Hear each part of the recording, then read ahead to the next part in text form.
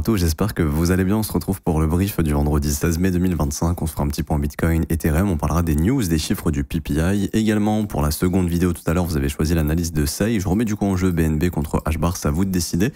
Le coin qui reviendra le plus dans les commentaires gagnera l'analyse. Également, n'hésitez pas à me proposer d'autres altcoins que je pourrais analyser. Également, je vous rappelle qu'on a un service de algorithme de trading qu'on vous met à disposition gratuitement. Ces algos sont rentables. L'algorithme SPT a encore fait plus 6,37 R la semaine dernière. Les algorithmes LIM, eux, ont fait 28 TP, dont 8 TP sur Tao qui a été pas mal chaud. 6 TP sur OTH également. Ces algos, on vous les met à disposition gratuitement. Vous conservez 100% des gains. C'est le premier lien en commentaire épinglé pour les obtenir. Ça vous ramène sur cette page. Il faut juste s'inscrire sur BitGet via notre lien partenaire. Vous validez votre KYC sur la plateforme. Vous créez votre compte. Ensuite, vous cliquez sur ce lien, option nos algo trading 100% gratuitement. Vous renseignez votre prénom, email, identifiant BitGet. Vous cliquez sur rejoindre et ensuite vous cliquez sur ce troisième et dernier lien, configure nos algos de trading. Donc là, il y a 4 vidéos à regarder, 1, 2, 3, 4, c'est dans l'ordre et ça vous explique absolument tout de A à Z. Vous êtes déjà des milliers à les utiliser. Alors, pour venir sur Bitcoin, donc on est toujours dans ce range de lundi. Si je nettoie le graphique, attendez, vous savez quoi, on va utiliser lui. Hop, on voit qu'on est parfaitement dans le range de lundi. Ça, c'est le sommet de lundi, ça, c'est le plus bas de lundi. Et on est en train de faire mumuse entre ces deux bornes, ok? Tant qu'on n'a pas de résolution de ces deux bornes, le Bitcoin ne prendra aucune direction et il continuera justement de s'amuser ici entre ces deux bornes. Et ce qui est intéressant, c'est qu'il offre à chaque fois des opportunités d'achat sur des prises de stop ou des opportunités de vente sur des prises de stop également. Par exemple, hier, personnellement, j'ai pu prendre un petit long après l'Open US, un de mes setups favoris ici sur la prise du plus bas de mardi, que j'ai clôturé tout simplement dans le fair value gap horaire. Alors j'aurais pu le laisser tourner, celui-ci, mais j'ai préféré sécuriser mes profits dans cette zone. Donc je suis rentré là, j'ai préféré sécuriser là, et pour moi c'est un peu le trading actuellement à faire sur Bitcoin. C'est-à-dire que il n'y a pas forcément de swing à faire puisqu'il est littéralement dans un range d'une bougie de 1 jour. Donc en fait il fait des va-et-vient. Quand il s'approche du Mandela et qu'il prend des plus bas daily, il se retourne, etc., etc. Alors, maintenant, quand on regarde pour faire un point de vue un peu plus global, je vais utiliser le CME, je trouve que le graphique est un peu plus clean. On continue de travailler ici en le fair value gap daily, donc c'est normal d'avoir de la consolidation. On voit bel et bien que sur le CME, on est coincé dans ce range de lundi, juste ici, avec le sommet de la bougie de lundi et le plus bas de lundi. Alors personnellement, je ne pense pas que le plus bas de lundi sera pris cette semaine. Je pense qu'on peut y venir, mais je pense que ce sera la semaine prochaine. Pourquoi ? Parce que la semaine prochaine, ça deviendra ce qu'on appelle le Previous Weekly Low. Ça, je vous l'ai expliqué hier. Et en gros, ça permettrait la semaine prochaine d'avoir une bougie qui fasse, par exemple, un début de semaine piégeux, comme ceci, pour venir prendre les stops de la semaine passée et venir dans le Fair Value Gap Weekly pour ensuite nous ouvrir sur une poursuite direction la TH au-dessus des 110 000 $. Pour moi, ça, c'est le truc que j'observe. Alors, je sais pas si ça va arriver, mais c'est un peu mon premier scénario. Maintenant, je n'exclus pas qu'on aille d'abord chercher le sommet de lundi. Ce n'est pas impossible. Le prix pourrait très bien faire ça, ok? Il faut savoir que le vendredi, c'est souvent une journée de livraison du prix. C'est-à-dire que le vendredi, le marché va souvent quelque part pour déclencher un maximum de stop. C'est un truc qu'on peut observer pas mal de fois sur Bitcoin, même sur les marchés tradis, où, par exemple, nous, objectif de lundi, ce serait soit le Mandela, soit le Monday High. Mais vu que je pense que ça sera gardé pour la semaine prochaine, bon, je ne serais pas étonné si Bitcoin ne se retourne pas depuis la prise du sommet d'hier, parce qu'hier, il est venu prendre le plus bas de mardi et le plus haut de mercredi, comme on peut le voir. Pour l'instant, ça opère des petits rejets, rien d'extraordinaire, on le voit ici pour le moment. Mais si jamais on veut bel et bien prendre une direction, il y aurait moyen aujourd'hui d'aller chercher le Monday High. Et il faudra voir si ça sera un vrai break ou non, ou simplement une déviation pour continuer d'aller travailler notre range et cette fois-ci aller chercher potentiellement le Mandela. Maintenant, cet environnement est toujours favorable aux altcoins pour ceux qui sont positionnés dessus, puisque Bitcoin réduit sa volatilité, et quand il réduit sa volatilité, ça permet aux altcoins d'accélérer un petit peu. Alors, hier, il y a eu un petit dip sur les altcoins, mais bon, rien de très dramatique. Et concernant les chiffres, alors les chiffres sont exceptionnels, le PPI est en fort recul. Ça veut dire quoi? Ça veut dire que les prix à la production sont en train de baisser énormément. Alors bien sûr, ça peut changer du mois au mois, mais en tout cas, ce mois-ci, les résultats étaient très très bons. Il y avait un forecast à 0,3, donc le marché s'attendait à ce que les prix à la production augmentent, mais ce n'est pas le cas. On a carrément une baisse en fait des prix à la production, donc ça c'est plutôt favorable pour avoir une inflation qui peut continuer de descendre. Alors je ne sais pas si ça a influencé les taux d'intérêt ou pas, on va aller voir ça tout de suite. Est-ce que le marché s'est dit bon, il y a peut-être un peu plus de chances d'avoir une baisse des taux un peu plus rapidement. Ça, c'est ce qu'on va aller voir. C'est la data la plus importante, hein. Ici, alors je sais qu'il y a un outil comparaison qu'on va regarder. Tac, tac, tac. Ici, donc actuellement, ok, 35, 32, 51. Ok, c'était quand même beaucoup plus probable début mai. Ça a légèrement augmenté. C'est rien d'extraordinaire, mais les probabilités ont augmenté pour avoir une première baisse des taux en juillet. Bon, c'est rien de fou. Ce qu'il faut comprendre, c'est que l'inflation reste en soi un peu une menace pour le moment. Puisque là on le voit sur Chewflation, l'inflation est clairement en train de marquer un bottom, hein. Donc ça c'est quand même à prendre en compte. L'inflation pourrait remonter au cours des prochains mois, donc voilà, ça c'est un peu peut-être ce que Powell... Alors je dis pas que Powell regarde Chewflation, hein, mais Chewflation est quand même assez précis, malgré leur ajustement qu'ils ont fait récemment. Ils sont très précis même sur ces 12 derniers mois, même plus, je dirais ces 24-36 derniers mois, depuis que le projet a été mis en place. Et ils sont en train de nous indiquer que l'inflation remonte. Alors, quels seraient des indicateurs d'inflation qui remontent? Par exemple, le pétrole. On peut aller voir le CL1 ici, futur, et de ce qu'on peut voir pour le moment, hein, c'est que ici, alors on va prendre sur les 12 derniers mois, hop, voilà. On peut voir quand même qu'on a fait la méga prise de stop ici, et on attend de voir si ça remonte ou pas. C'est-à-dire que si le prix, là, vient casser le précédent sommet, là, il y aura vraiment des signaux de retournement sur le pétrole qui, à mon avis, essaiera d'aller déloger tous ces highs. Et en fait, si on fait ça met beaucoup de pression sur l'inflation. Donc, c'est ce qu'il faut observer. Parce que là, le pétrole, il a pris, et je sais, on est censé parler du Bitcoin, mais vous devez comprendre que c'est hyper important, l'inflation, et que ça peut jouer beaucoup sur les taux d'intérêt. Les taux d'intérêt jouent sur les marchés financiers. Je vous rappelle qu'en 2021, fin 2021, notre bull run, c'est fini parce que la Fed a monté les taux d'intérêt, qu'on a eu un switch sur les taux. Et que l'inflation a commencé justement à exploser. Enfin, elle était déjà en train d'exploser, mais ça a vraiment commencé à devenir un gros problème. Et du coup, ici, on peut voir que le pétrole, il a pris 2 plus bas annuels. Et ça peut être une zone de retournement assez forte, hein. Et c'est pour ça qu'il faudra observer, est-ce que on va réussir à casser ce sommet? Donc moi, je vais mettre des alertes, parce que si on commence à remonter au-dessus des $70 au niveau du baril de pétrole sur les futures, je vais commencer à me dire, ok, ça sent pas bon. Ça, c'est un truc à observer. Parce que si le pétrole remonte, c'est pas du tout bon pour l'inflation. Ça, faut bien le comprendre. Mais bon, pour l'instant, sur Bitcoin, nous, on est toujours bien. On est dans notre petit range de lundi et on va attendre tranquillement que le marché prenne une direction. En soi, si on veut faire de la continuation haussière, il y a ce qu'il faut, hein. On a déjà tapé le précédent fair value gap. Là, je voulais réajuster, mais de base, c'est ça. Hop, il y a de quoi faire une continuation si on veut. C'est juste que, voilà, quand je vois le graphique en weekly, je m'attends la semaine prochaine éventuellement, pas sûr que ça arrive, hein, mais je m'attends à une petite pichenette sous le plus bas de la semaine actuelle, juste histoire de racler les stops avant de faire de la continuation. Donc voilà, c'est tous les stops qu'on accumule ici. Ce serait pas déconnant d'aller faire une petite prise de liquidité avant de continuer de monter. Maintenant, si on veut monter maintenant, tant mieux. Enfin, pour moi, voilà, c'est soit ça, soit à la limite ça, mais la direction, à mon avis, reste haussière et ça reste l'ATH tant que je ne verrai pas le biais changer. Et pour le moment, le biais n'a pas encore changé. On voit, hein, qu'on est bel et bien en train de consolider ici. Maintenant, pour de l'intraday, ce qui est intéressant à faire, pour moi, vu que le biais est toujours acheteur, je privilégie des achats et c'est ce que j'ai fait hier, hein, sur cette prise du plus bas de mardi qui a offert une opportunité juste après l'Open de New York.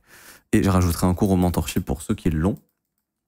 Mais pourquoi aussi ça m'a motivé à acheter ce plus bas de mardi et pourquoi j'ai pas attendu le plus bas de lundi? Parce que si vous regardez depuis minuit hors de New York ce qu'a fait le prix, il n'a pris aucun stop. C'est-à-dire que le prix de minuit, il est ici.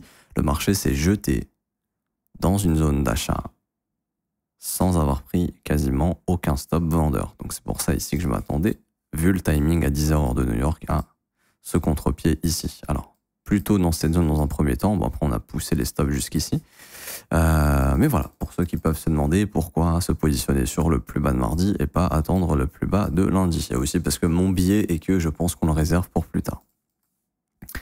Pas plus de choses à dire. On va switcher sur Ethereum. Juste avant de switcher sur Ethereum, comme vous l'avez vu sur la chaîne, je fais maintenant des vidéos sur les indices, le Forex, le Gold, donc les commodities et peut-être des actions aussi à venir. Et on en a profité pour lancer un nouvel accompagnement 100% gratuitement. Pour ceux qui veulent nous rejoindre, c'est le premier lien en commentaire épinglé. Le but, c'est de vous former à nos côtés au trading d'indices Forex, mais ça vous servira aussi pour le marché crypto.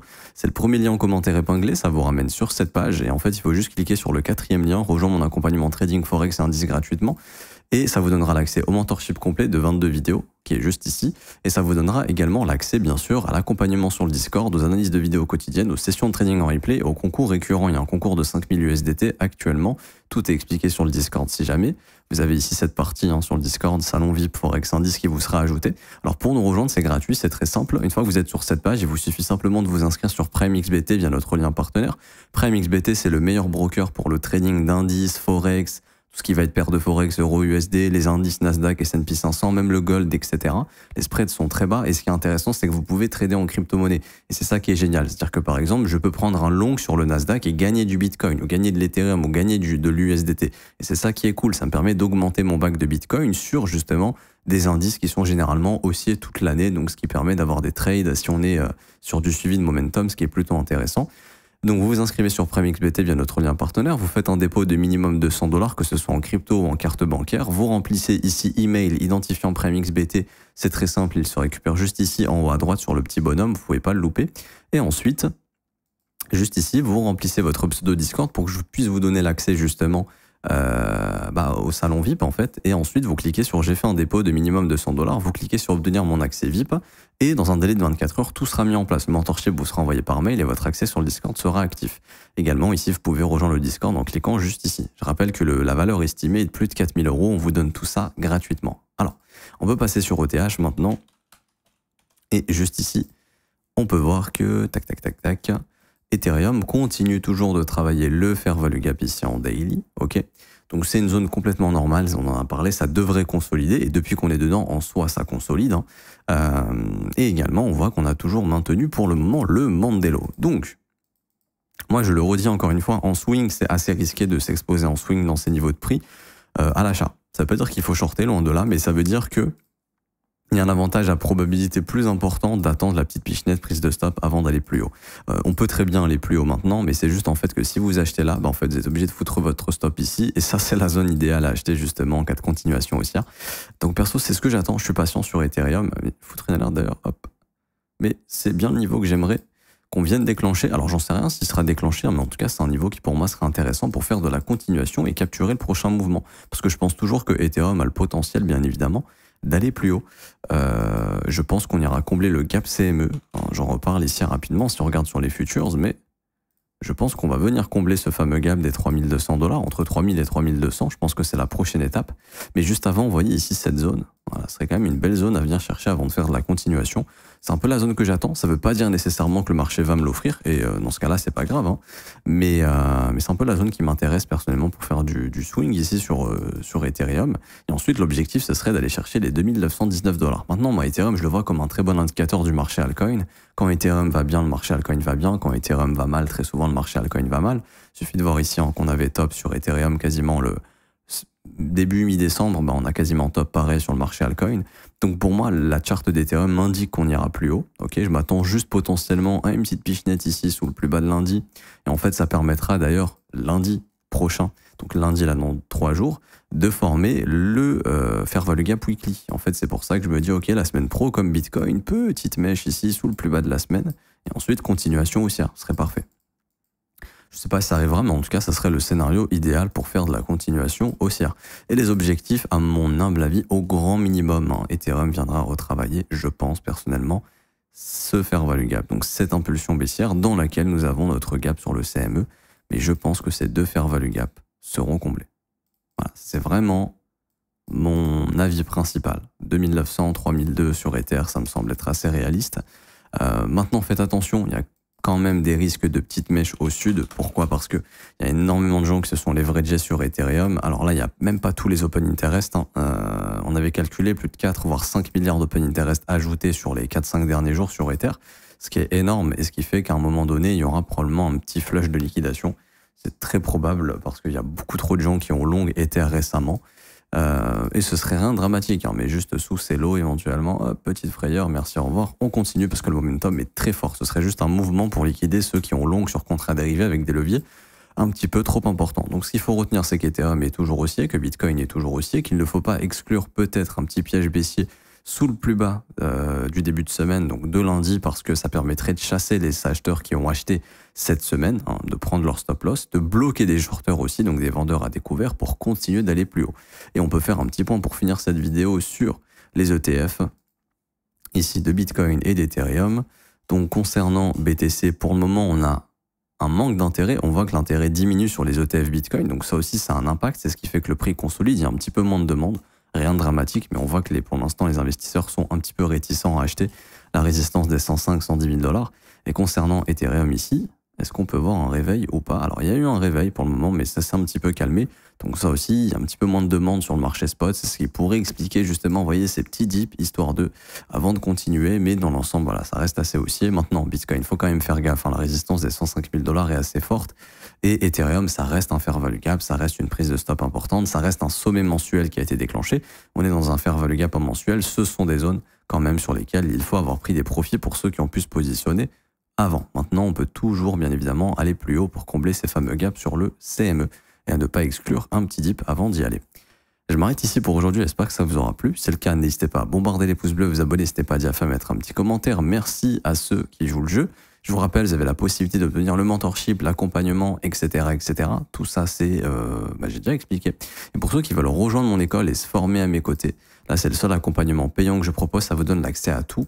La formation de l'école, ça va vous donner accès à toutes mes vidéos en direct tous les lundis, du lundi au vendredi à partir de 9 h du matin, heure de Paris. C'est en direct, mais c'est aussi disponible en rediffusion.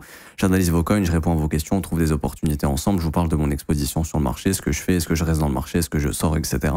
Également, vous avez accès à la formation de l'école, qui est la formation la plus complète, 19 heures de cours vidéo, 8 modules qui vous forment de A à Z. Et vous avez aussi un accompagnement sur le Discord pour poser toutes vos questions, que les professeurs soient là pour vous répondre. Le prix de l'école est de seulement 49 € par mois, c'est sans engagement. Vous avez aussi les offres 3, 6 et 12 mois qui vous sont proposées, qui elles sont un petit peu moins chères. Si je devais donner une valeur à l'école, ce serait plus de 5 000 € vu tout le contenu qui a été mis en place. Et encore une fois, vous avez également ici les témoignages des membres pour vous faire une petite idée et pour que vous puissiez avoir un petit retour des élèves de l'école. Je m'arrête ici, vous êtes les bienvenus, on se retrouve tout à l'heure pour l'analyse de SEI. À tout à l'heure, ciao ciao.